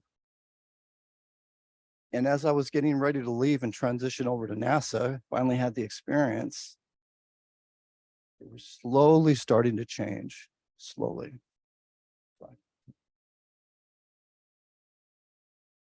Well, I do want to thank the Honorable Warren Christopher for writing me a wonderful recommendation that got me the job at NASA. Dream realized. But did things change? The one thing that I noticed immediately was the lack of females in leadership, lack of people of color in leadership. There was a diversity issue. Slide.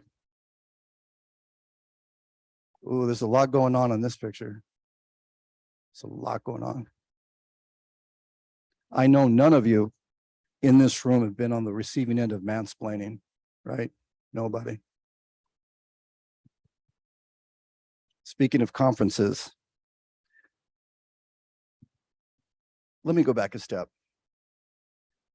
Working at O'Melveny and Myers was great for me because it taught me how to be a professional, but it ruined my marriage. Okay. My father wasn't able to teach me the things that I needed to learn to be a good husband. I got caught up in that. I made narcissist decisions. I used to mansplain all the time. I did not take the lessons that my father taught me in the way that he treated my mother. And I'm ashamed to say that. But I changed. And I had to leave that environment to make that change. So now we're here. And I've seen this firsthand. We've all seen this firsthand. We've all been on the receiving end of this. And unfortunately, there might be some people in this room that have been the aggressor and that have done something like this and they shouldn't have. I need you to stop. And I need you to think about it. What is the right thing to do? How would I want someone to treat my mom, my wife, my girlfriend, my boyfriend, my husband, my son or my daughter? How would I want them to be treated? I love our new generation. It's as if you formed a union in the middle of the night and said, we're not going to take this anymore. You call people on the things that they do that aren't right.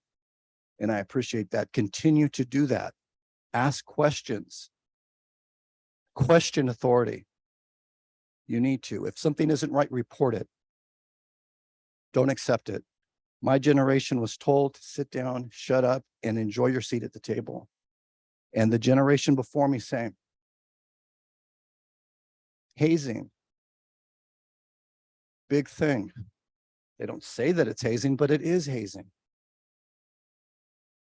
And then once you get to a position of authority and you see it, your thought process is, I went through it. They have to go through it too. It's part of the culture, right? No, it's wrong. You have to say something. You have to be an ally. And it's hard sometimes. I understand that. But it's the right thing to do. Okay, so here are some of the things that we're doing. And we don't have it all figured out. I don't have all the answers. But we're doing the right things. And it starts with leadership. Dr. Antti Polkinen, Dr. Gina DiBraccio, they are so dedicated to change. We've got a long ways to go, but we've gone a long ways. So we have mentoring programs. Our employee resource groups are very active. Some of the things that aren't said, and some of the people in this room have been through this, where you have been away from home for the first time, or maybe away from your country. You lived on the West Coast, now you live on the East Coast. You're a young intern or an early career hire. You can't afford to go back home on the holidays, so you stay right where you're at. And then you meet somebody who maybe works at the same place or is in the same field. Year after year, and you haven't been home for a long time, you start to lose your culture and you start to lose your identity. And people start to mold you into something that you're not. And you start to go along with some of these things. Don't hold on to your culture. Be a good person.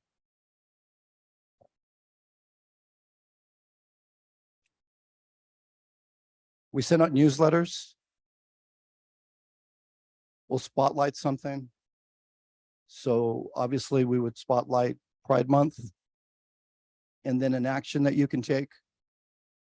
Maybe check out this website to talk about the importance of pronouns, right? You can learn about that, why it's important to have it in your signature block, to let people know that you're an ally, let people know that you care. And then obviously resources, slide.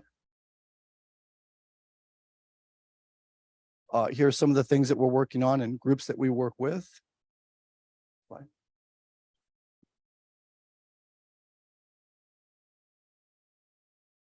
Mental health. So important. When somebody is going through anxiety or depression, which I do both, I recognize that it's my body telling me I'm done being the character that you're trying to be right now, or the character that you are trying to be at work. When you get into your car and you're leaving for the day, and you're just, maybe you cry, maybe you yell, but you just need some grace. Same thing at home. The pandemic was a huge game changer for all of us.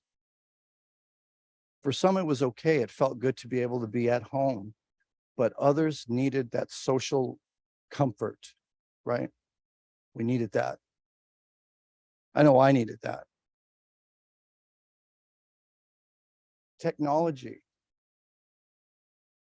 We're always on our phones, constantly. We're at a grocery store, we're on our phone. We're going to buy coffee, we're on our phones. And if we're not, somebody is in front. Someone's giving a talk, you're on your phone. Put your phone down and pay attention to the surroundings around you. If you go to dinner with a loved one, don't put your phone on the table, put it in your pocket, put it away. It's going to be okay. Trust me, it'll be fine. But you're telling the person that you're with, you're second to my phone, even if it's upside down. Slide. Oh, and Twitter and LinkedIn. Wow, it has changed so much. It used to be a great place for a resource for networking and finding out all of the success stories of people. But you got to be careful what you post because people will then trash what you wrote. It's a horrible thing. So be careful. Don't get caught up in that either. Be real careful. And here are some things that we can do as leaders, as people that have been within our agency or organizations for years and years and years. What can we do to make change? What can we do to make our early career hires and our interns and our future, if you will, feel better? Number one, if you happen to be at work, leave your door open. Why would you want to go to work and close your door? Make yourself available for people to ask you those institutional questions. It's important. If you close your door, what message are you sending people? I'm unavailable. Don't talk to me. If you want to wear a mask, wear a mask. But make yourself available. I know that if I was a young scientist, I would love to invite Chris into my office and say, take a look at my dry erase board. I've been working on this for weeks. What do you think about that? But if Chris's door is closed, I'm not going to bother him. I'm not. Or if Chia-Lin is my mentor, I can create some office space with her or some office time, and I could go over some of these things and ask questions. I mentor students. I mentor about a dozen students at a time. And one of the things that I practice is active listening. If you don't know what that is, please look that up. I could do a whole workshop on active listening.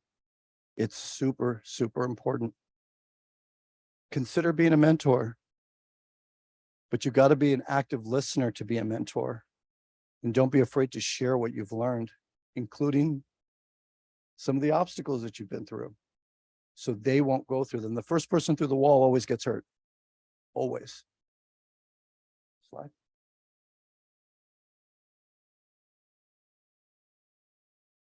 There's only one difference between being the hero or the villain. Both of them have a similar backstory. Maybe they were orphaned. They definitely were hurt at one point. But the villain decides, you know what? I've been hurt. I'm going to make sure other people get hurt. That's how I'm going to be. I was harassed. I was bullied. So, but the hero says, I'm going to make sure that that doesn't happen to anybody else. That I'm going to be a good person. That I'm going to lead the example. And that if the person doesn't have a voice or is afraid, then I'm going to be a good ally. I'm going to make the difference. I'm going to help that person. I'll be their wing person. I'll be their strength. But I'm going to help. And again, I applaud Jim for all of the efforts that you're doing in the signage. I was very happy to see that. And I hope that everybody here feels comfortable, feels confident, feels listened to. And going forward, I'm sure that those things will consider to happen. We're not going to change this overnight, one person at a time. And with that, I will take some questions. I know it's already almost 10 after 10. Thank you.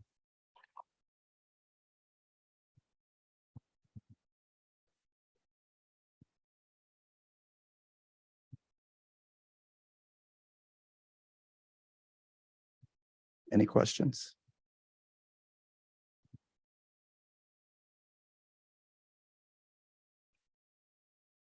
We have a question in the back.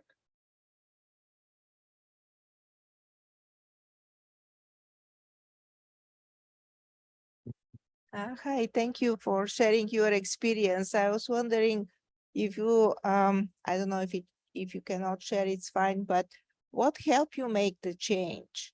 Because it is very difficult to change and to influence other people, no matter what we talk to them and how we try.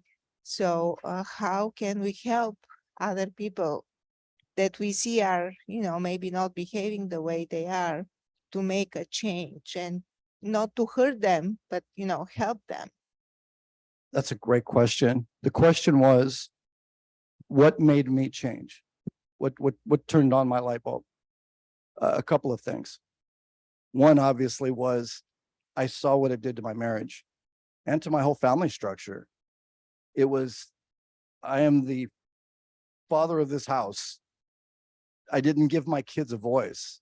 It took me years to repair that. Years. This isn't recent. This was, a decade ago. But it took me a long time to do this. I didn't feel good working at the law firm. I didn't. I was in charge of client entertainment. For those of you that grew up in LA or near that, I had season tickets to Staples Center, Dodger Stadium, to the Greek Theater. I mean, I was living the life of Riley. But where was my family? It was very self-fulfilling, but I wasn't happy. And the moment that I went to NASA's Jet Propulsion Laboratory and I was put in a position to help people, especially in underserved, underrepresented communities, I started to feel a lot better. And I educated myself. I've taken every single class that you could possibly think of to be a better champion of anti-harassment, bias training, culture training, mentor training, everything that you can think of. And I didn't mention that, but I encourage each of you, if you have those resources, please take them. Even if you feel like I've heard enough about this, enough about diversity, equity, inclusion, and accessibility. Well, unfortunately, we are still going through it. And until things are absolutely amazing, hopefully someday, for my grandkids, or your grandkids, or your children, we won't have to talk about this anymore. It'll be a thing that everybody's just kind and understanding to one another. I hope anyway. So thank you for your question. Any other questions?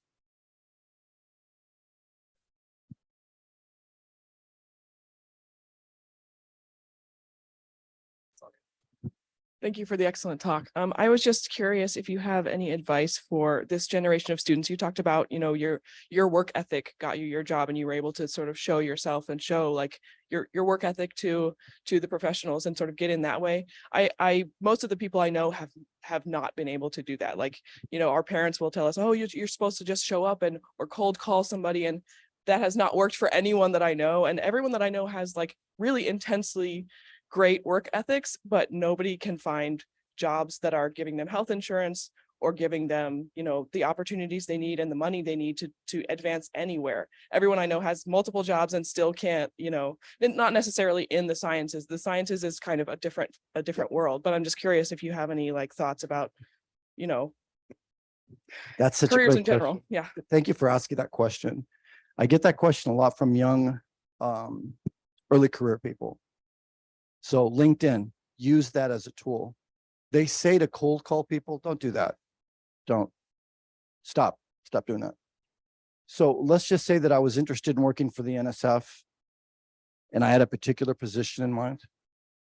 I absolutely would Google Chia-Lin and I would see if she's done any TED Talks, any abstracts or white papers or anything, and I would learn everything that I possibly can about her and about NSF, right? Then if I reach out to her on LinkedIn, I would say, this is who I am. I would love to have a 15-minute coffee Zoom with you. Would that be okay? If I don't hear from her, that's okay. I'll go to somebody else within the NSF organization, agency, and do the same thing. You've got to do your homework. It's just not going to happen like that. You've got to do your homework. So say you want to be at Goddard, heliophysics. it would be easy to find out who the players are in heliophysics, find out what they're doing. Look at any YouTube channels that they may have, learn about them. And then when you reach out, you've got a base of conversation. And hopefully, they're going to ask you, what are your plans? Let's say you're trying to get an internship or an entry-level position. Now the person that you reached out to is in a meeting. They find out, oh, this person didn't take the position anymore. We're looking for a scientist, early career. Oh, someone reached out to me a week ago, sent me their resume. Let me send that to everybody. You've got to be diligent. You can't just apply for a position and wait for a callback. You've got to be proactive. You have to. You know, and again, everybody has a network through social media and all of that. It's easy to peel back the onion and find out who you should try and get in touch with. And I think if you're kind and respectful, people will respond to you. And you got to keep on knocking on doors. If that door doesn't open, that's not your door. Keep knocking till you find your door. Your door's out there. Believe me, if I can do this, and I've been with the agency for 22 years, oh my goodness, I am far less educated than everybody in this room. But if I can do it, you can do this. You just have to say, you know what? This is what I'm going to do. I'm going to visualize it. I'm going to picture it in my mind, and nothing is going to stop me from doing it. I want to share something real quick. I was 300 pounds a year and a week ago. And I've got this thing, and someone said, well, how much cardio do you do a day? I said, that depends on the person that's next to me on the treadmill. Okay. So on 3 days ago, I was in LA. I'm on this treadmill with this person, and an hour and 45 minutes later, this person's not getting off.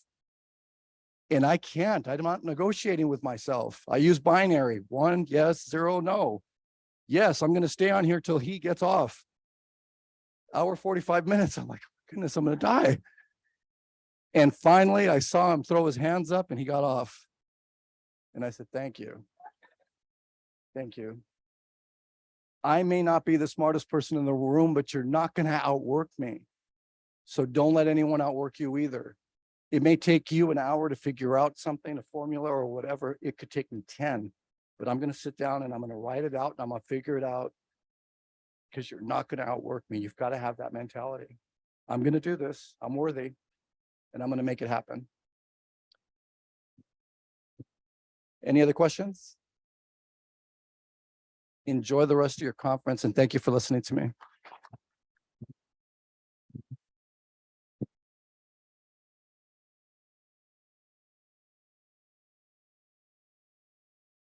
Thank you so much for that talk, Eddie. Yeah, do we still do focus group announcements?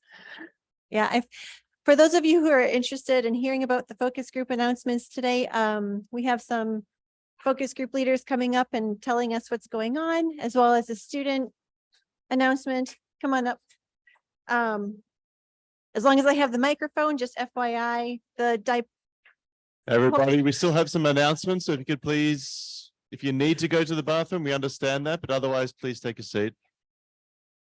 Or if you leave, just leave talk quietly, please. once you reach the hallway, please. Sorry. So the dipolarization group will have 2 afternoon sessions.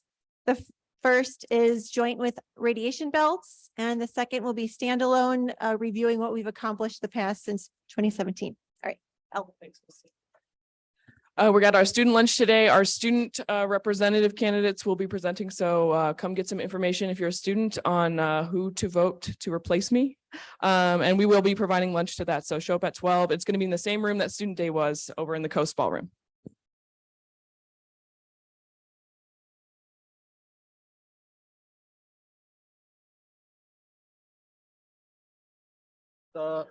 The self-consistent in the magnetic field modeling focus group will have a joint session with the cold plasma focus group in this afternoon.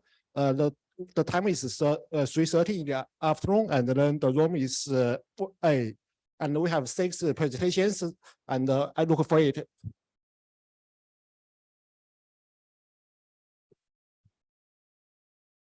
Hi, everyone. The magnetospheric sources of particle precipitation focus group will have 3 sessions today. The first one is a joint session with the comparative magnetospheres in this room, and the next 2 sessions will be in Pacific B.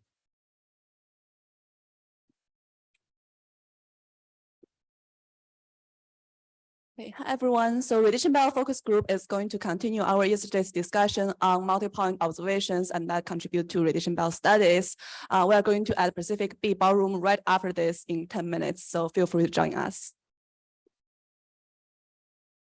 And last one, we have our first reconnection focus group meeting this morning. And I know we have a reputation for doing a bunch of wiggly lines, but we have a good mix of local and global physics talks. So please come by. We're in the Coastal Ballroom.